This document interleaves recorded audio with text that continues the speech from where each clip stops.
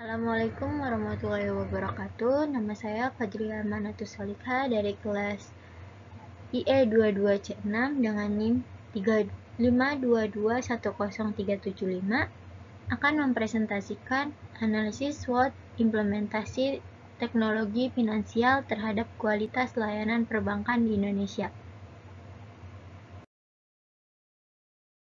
Pada bagian pendahuluan di sini yaitu salah satu perkembangan teknologi yang menjadi bahan kajian terkini di Indonesia adalah teknologi finansial atau financial teknologi yang biasa disebut dengan fintech. Dalam lembaga perbankan, konsep fintech tersebut mengadaptasi perkembangan teknologi yang dipadukan dengan bagian bidang finansial pada lembaga perbankan, sehingga diharapkan bisa memfasilitasi proses transaksi keuangan yang lebih praktis, aman, serta modern. Meliputi layanan keuangan berbasis digital yang saat ini telah berkembang di Indonesia, yaitu payment, channel, sistem, digital banking, online, digital insurance, peer-to-peer, atau biasa disebut dengan P2P, lending, serta crowdfunding.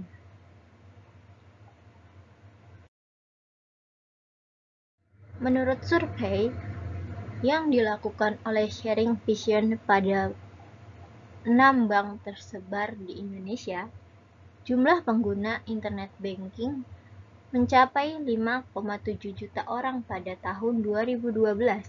Jika dicermati pada tabel, terlihat jelas bahwa dari tahun ke tahun, jumlah pengguna internet semakin bertambah. Namun, jika dibandingkan dengan jumlah penduduk, tampak jelas bahwa persentase jumlah penduduk Indonesia yang menggunakan internet untuk akses layanan perbankan masih relatif rendah. Tim penulis MRI 2016. Selain faktor penggunaan teknologi finansial untuk akses ke lembaga perbankan yang masih relatif rendah, faktor lain yang menjadikan masyarakat Indonesia masih kesulitan dalam mengakses layanan perbankan, khususnya di daerah 3T, yaitu terdepan, terluar, dan terpencil, adalah tidak meratanya akses terhadap layanan perbankan tersebut. Jika pada tabel di sini, penggunaan internet di Indonesia berdasarkan opini nasabah 6 bank pada tahun 2012 sampai 2015. Pada tahun 2012, jumlah penduduk 250 dengan jumlah pengguna internet 22%, presentasi pengguna internet yaitu 26%. Pada tahun 2013, jumlah penduduk 245 juta dengan jumlah pengguna internet 30%, presentasi penetrasi pengguna internet 34%. Pada tahun 2014, jumlah penduduk 240 juta orang dengan jumlah pengguna internet 37%, penetrasi pengguna internet 44%. Pada tahun 2015, jumlah penduduk 250 juta, jumlah pengguna internet 42%, penetrasi pengguna internet 56%. Selanjutnya yaitu kajian pustaka dan perumusan hipotesis. Yang pertama yaitu ada definisi analisis SWOT. Analisis SWOT merupakan instrumen yang bermanfaat dalam melakukan analisis strategi. Dalam konteks artikel ini ditunjukkan untuk menilai kualitas layanan perbankan sehingga diharapkan mampu meminimalisasi kelemahan yang terdapat dalam suatu lembaga perbankan, serta menekan dampak ancaman yang timbul dan harus dihadapi. Selanjutnya yaitu teknologi finansial perbankan. Kualitas layanan perbankan atau banking service quality dapat diketahui dengan cara membandingkan persepsi nasabah atau customer terhadap pelayanan yang mereka terima, disesuaikan dengan standar kualitas layanan perbankan yang dimaksud kepada nasabahnya. Hal ini berarti apabila layanan perbankan yang diterima atau dirahasiakan oleh nasabah sesuai dengan apa yang diharapkan, maka kualitas layanan tersebut dipersepsikan baik atau kualitas tinggi. Lanjutan dari teknologi finansial perbankan yaitu, dengan demikian, persepsi yang ditunjukkan oleh nasabah akan mempengaruhi loyalitas mereka terhadap perbankan dan akan menyampaikan persepsinya tersebut kepada nasabah yang lain.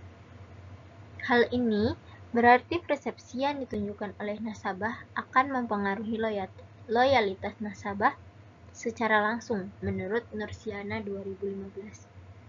Bertolak belakang dari pernyataan di atas, pengajian terhadap kualitas layanan perbankan dapat dicermati berdasarkan dimensi kualitas layanan atau biasa disebut dengan service quality. Di antaranya, tangibles, reliability, responsive, asuransi, dan empati. Selanjutnya, yaitu metode penelitian. Metode penelitian yang digunakan dalam penulisan artikel ini adalah deskriptif kualitatif.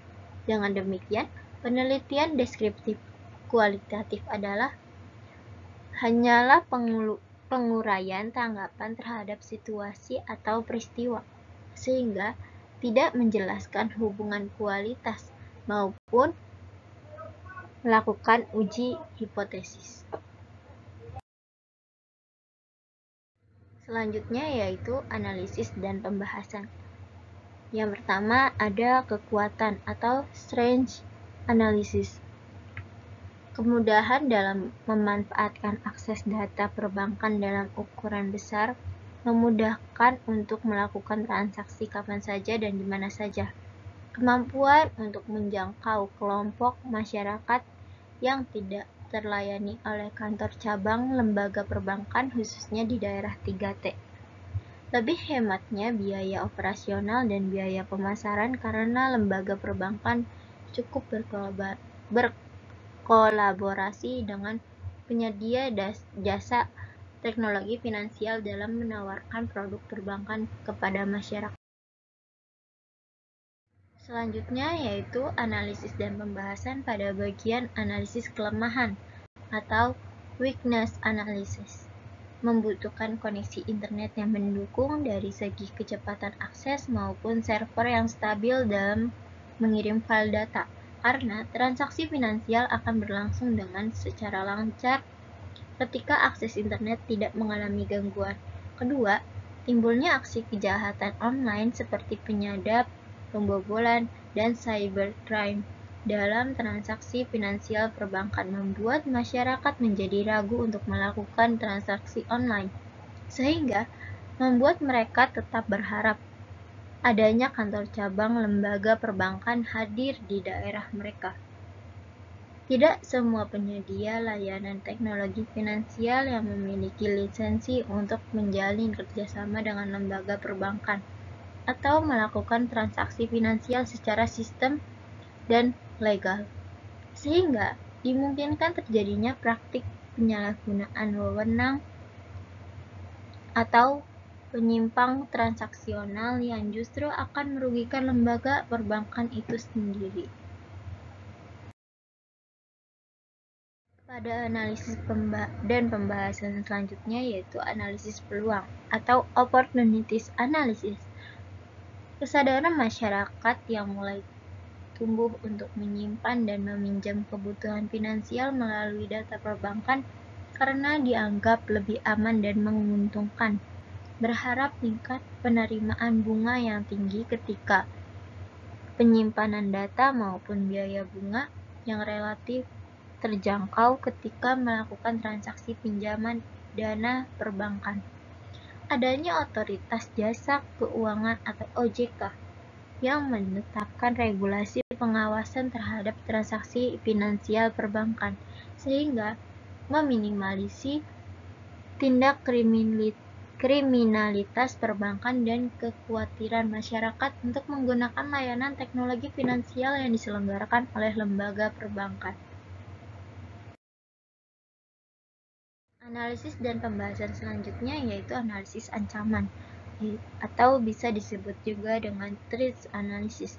Penggunaan teknologi yang semakin canggih oleh penyedia jasa teknologi finansial, namun tanpa disertai dengan peningkatan kualitas sumber daya manusia perbankan, menjadikan pertimbangan dalam melayani masyarakat pengguna layanan perbankan tersebut. Adanya tren globalisasi dan keterbukaan dalam melakukan transaksi lintas negara, memungkinkan penyedia jasa layanan teknologi finansial semakin beragam dan menimbulkan kompetisi dalam menarik minat masyarakat untuk menggunakan jasa layanan perbankan. Situasi politik yang kurang kondusif dan kecenderungan terjadinya inflasi yang relatif tinggi di Indonesia menyebabkan lembaga perbankan harus lebih hati-hati dalam menyalurkan pinjaman kepada masyarakat, sehingga akan berdampak pada rumitnya birokrasi perbankan dan biaya administrasi yang dibebankan kepada masyarakat sebagai jaminan yang semakin tinggi.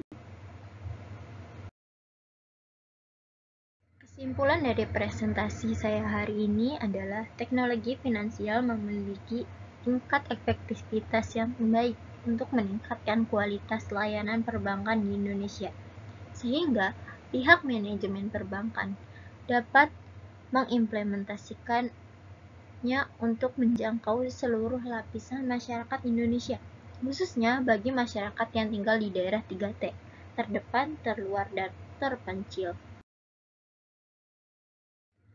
Sekian presentasi saya hari ini. Mohon maaf apabila ada salah-salah kata.